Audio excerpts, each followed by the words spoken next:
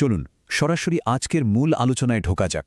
আজ আমরা ভারতের সুপ্রিম কোর্টের এমন একটা যুগান্তকারী রায় নিয়ে কথা বলবো, যেটা আসলে একটা প্রতিনিধিত্বমূলক সরকার কিভাবে তার নাগরিকদের গণনা করে ঠিক সেই মূল জায়গাটাতে আঘাত করে। সংখ্যাটা একবার ভাবা যাক, ৬৫ লাখ। হ্যাঁ, ঠিকই শুনেছেন। ২০২৫ সালের আগস্ট মাসে বিহারের প্রাথমিক খসড়া ভোটার তালিকা থেকে ঠিক এতজন ভোটারের নাম বাদ পড়েছিল। এত বিশাল সংখ্যক মানুষের ভোটাধিকার নিয়ে হঠাৎ করে যখন প্রশ্ন ওঠে, তখন বিষয়টা কিন্তু আর সাধারণ থাকে না। ১ নম্বর বিভাগ, গণতন্ত্রের শিকড়। এত বড় একটা সংকট আসলে কিভাবে তৈরি হলো সেটা বুঝতে হলে আমাদের একটু পেছনের দিকে তাকাতে হবে। প্রাচীন বিহারের ব্রিজি সংঘের সেই প্রজাতান্ত্রিক সমাবেশ থেকে শুরু করে একেবারে ১৯৫০ সালের সংবিধান পর্যন্ত, যেখানে প্রতিটি যোগ্য নাগরিককে সর্বজনীন প্রাপ্তবয়স্ক ভোটাধিকারের প্রতিশ্রুতি দেওয়া হয়েছিল। নাগরিক অংশগ্রহণের এই দীর্ঘ বিবর্তনের যাত্রাটা সত্যিই দারুণ আকর্ষণীয়। এখানকার সবচেয়ে গুরুত্বপূর্ণ পয়েন্টটা হলো, একটা ভোটার তালিকা কিন্তু নিছক কোনো সরকারি খাতা নয়, এটা একটা রাজনৈতিক সম্প্রদায়ের একেবারে মৌলিক আইনি দলিল। মানে কে ভোট দেবে সেটা আবে ঠিক করাটাই তো একটা সুষ্ঠু গণতন্ত্রের প্রথম শর্ত। ২ নম্বর বিভাগ, বিহার ভোটার বিতর্ক।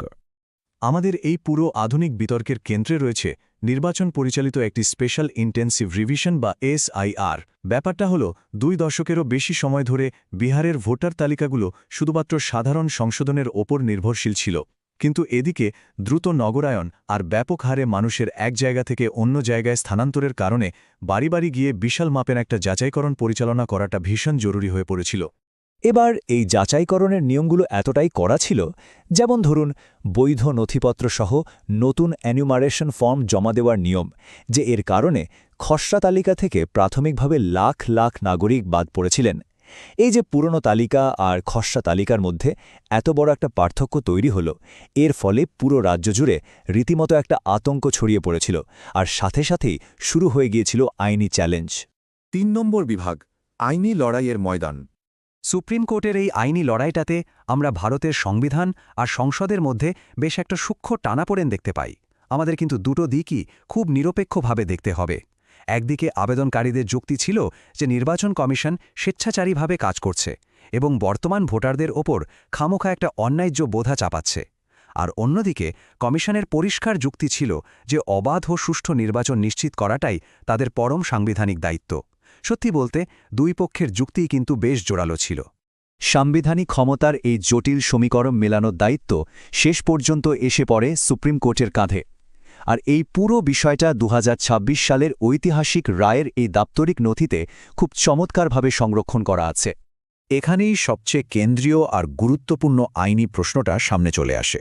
প্রশ্নটা হল, নির্বাচন কমিশন কি তার ব্যাপক সাংবিধানিক ক্ষমতা প্রয়োগ করে সংসদীয় আইন, বিশেষ করে জনপ্রতিনিধিত্ব আইনকে টপকে যেতে পারে? ব্যাপারটা কিন্তু বেশ জটিল। ৪ নম্বর বিভাগ, আইনের ধারা বিশ্লেষণ। এই প্রশ্নের সমাধানে মহামান্য আদালত জনপ্রতিনিধিত্ব আইনের একেবারে পুঙ্খানুপুঙ্খ বিশ্লেষণ করেন।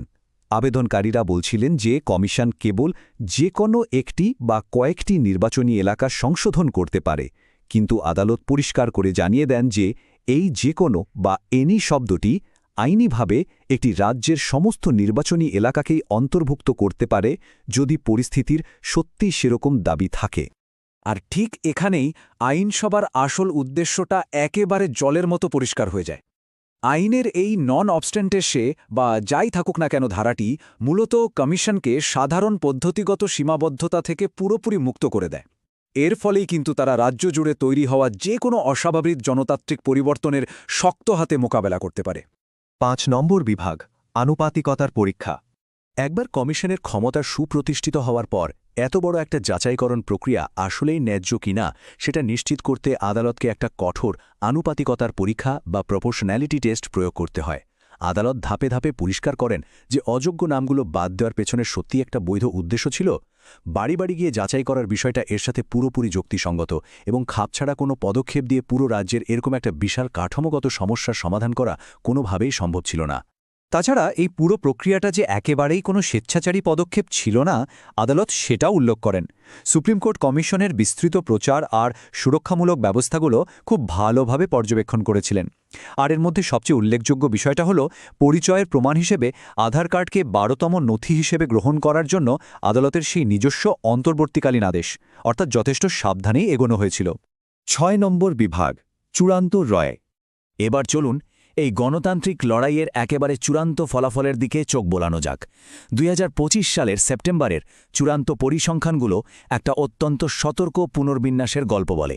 খেয়াল করে দেখুন, যদিও শেষ পর্যন্ত 3.66 লাখ নাম মুছে ফেলা হয়েছিল, কিন্তু তার পাশাপাশি 21.53 লাখ যোগ্য ভোটারকে নতুন করে তালিকায় যুক্ত করা হয়। ভাবা যায়, নভেম্বরের নির্বাচনের ঠিক আগে চূড়ান্ত ভোটার সংখ্যা গিয়ে দাঁড়ায় 7.42 কোটিতে।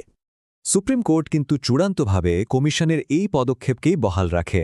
আদালত খুব জোর দিয়ে এই বিষয়টা বুঝিয়ে দেন যে ভোটারদের একটা নির্ভুল তালিকা বজায় রাখাটা কোনো সাধারণ আমলাতান্ত্রিক কাজ নয়, বরং এটাই হলো গণতান্ত্রিক বৈধতার একেবারে মূল ভিত্তি। তালিকা ঠিক তো গণতন্ত্র ঠিক। আর এই পুরো বিষয়টা আমাদের মনে একটা খুব গভীর উপলব্ধির জন্ম দেয়।